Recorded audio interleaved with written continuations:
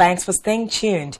And now we head straight now to Kenya, where we're being joined by Enoch Makanga, who is a hospitality expert, to have the conversation. Good afternoon from Nigeria. How are you today? I'm fine. How is Nigeria? Nigeria is fine. How's Nairobi? Nairobi is sunny. Everything is okay. I think we are headed into a high season. Hotels are doing very well, especially at the coastal downtowns of Mombasa, Dar es Salaam, Zanzibar. The hotels are doing well because that's the time when the season in the other countries is cold, and most guys now come to Kenya, Tanzania, Uganda, Rwanda. So we have so many guests coming over. Oh, it's good to know. Talking about guests coming in Nairobi a lot. In recent years, just after COVID hit the world, hospitality on the continent has been on the rise, with Nairobi, Kenya generally experiencing a really strong upsurge with regards to that. What would you say are the key indices for these really great performance of the hospitality sector in Kenya and on the continent? Okay, it's true that the COVID epidemic actually affected the industry globally and regionally, and we really depend on tourism as revenue generating industry. So we were very badly affected by the COVID epidemic, but we thank God that after a very short time, we were able to come over the epidemic, and as we speak now, I think there's a lot of improvement in terms of guests coming over, and then the issue of conferencing has really improved, where people coming from Nigeria, people coming from other countries coming over to come and do conferences in Kenya. So right now we can say everything is going on well. We don't forget about the business people who also travel, because they are also part of the tourism and the hospitality industry.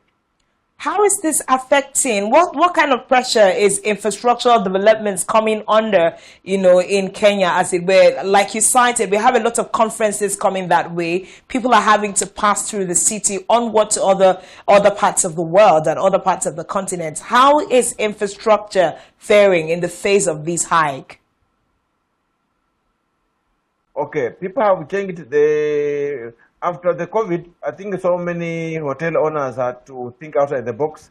Make sure that, first of all, you make sure that your hotel is having the best infrastructure in terms of good amenities in the rooms, so that we are able to compete South Africans, we are able to compete Seychelles, we are able to compete other tourist destinations that surround us.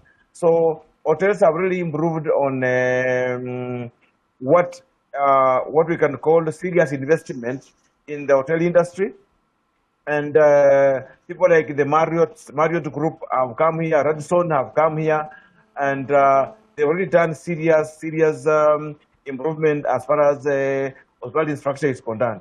Then secondly, we've been able to train the chefs all over the whole industry.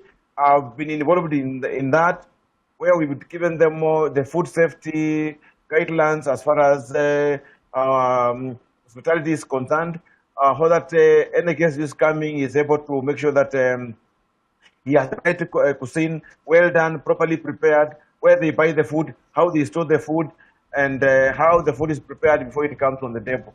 These are the issues that the industry has worked on, and as we are speaking right now, we've been able to prepare in terms of, in case we have another disaster like COVID, what can be done. Then secondly, serious improvements have been done to make sure that should this problem come up again, because this time it caught us flat-footed, and the industry was caught flat-footed, and we really had issues. Okay, so something I'd like to hop on before I head on is, what are some of the plans that you are using to preempt or just be ready in case of another epidemic? Okay, we've done serious training in terms of emergency preparedness in the hotel and tourism industry. We've done serious training. Staff are well trained. They know how to be able to respond to emergencies.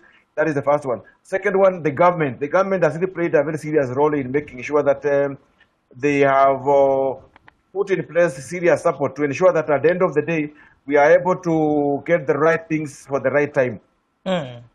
Okay. One other thing that we see is the fact that, the hoteliers and the hotel business seems to be one of the good spots for asset derivation right now. So we're seeing a lot of people invest into hotel business in Nairobi and even in Africa, because we're also looking at the likes of Tanzania being real good destination spots. How well is, the economy of hospitality growing as we speak? And should people consider making investments this way? Now, for you to be able to invest in the soil industry, there are some certain procedures you need to follow. Number one is you need to find out where are you investing. For example, if you are investing in Mombasa, you are investing in Zanzibar, or you are investing in Dar es Salaam, you have to know what type of tourists, what type of guests are you looking at? Then from there, you develop serious social media platform where you are able to reach out to your guests the way you want them. Then secondly, once you've been able to build up the hotel, the second item is you really now go out and make sure that you really go and fight for the guests that are there in the industry, because at the end of the day, you are not alone. We've got other hotels that are in, so you really need to go out and fight for the share that is there in the industry. So what we are doing right now is making sure the guests are able to enjoy, guests are able to have a good time in Kenya. And at the end of the day, when you go to South Africa, you go to Johannesburg, you come to Nairobi, you go to Mombasa, you go to Dar es Salaam, you'll find a very small difference in terms of the amount of effort that has been put by the tourism board, by the hotel owners, by the stakeholders in the industry, just to make sure that we are able to compete properly with the other players in the industry within the same region in Africa. Okay. So something I'd like for us to quickly touch on before we wrap up is the need for other African nations to explore local and regional tourism. How do you think that apart from your nation, other African nations are exploring the very rich African, culture and heritage and sights and scenes that we have? Are they platforms where Africans come together to talk about the need to explore the continents on the grounds of hospitality? Surely, Africa's got a rich, I don't know what I can say, rich tourist destinations that we can be able to exchange. For example, like right now, we have a Kenya-Uganda agreement where Ugandans who are not, they've not been able to be near the Indian Ocean are able to come to Mombasa, have fun and go back.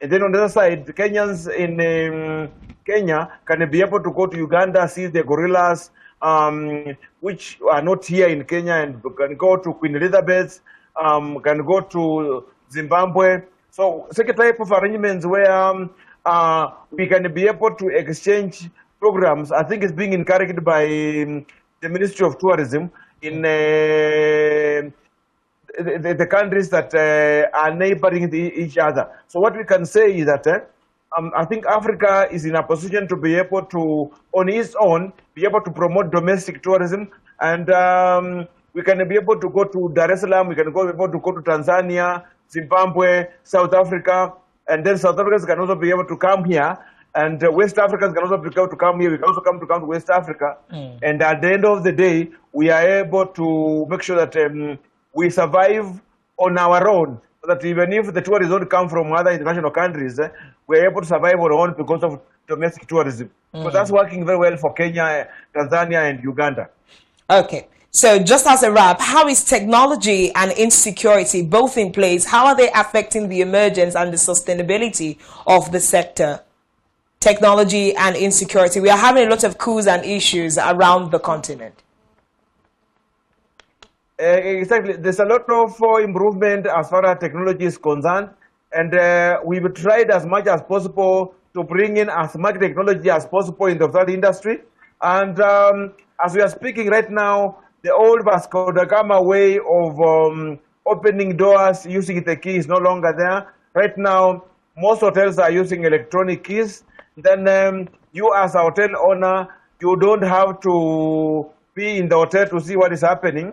Electronically, you can be able to use an application that can be able to know, to see what is happening in your bar, what's happening in your housekeeping, how many rooms are occupied, what is being served in food and beverage service, what's happening in the laundry, what's happening in the kitchen. So with that application, you are able to know what's happening around the hotel as the owner of the business.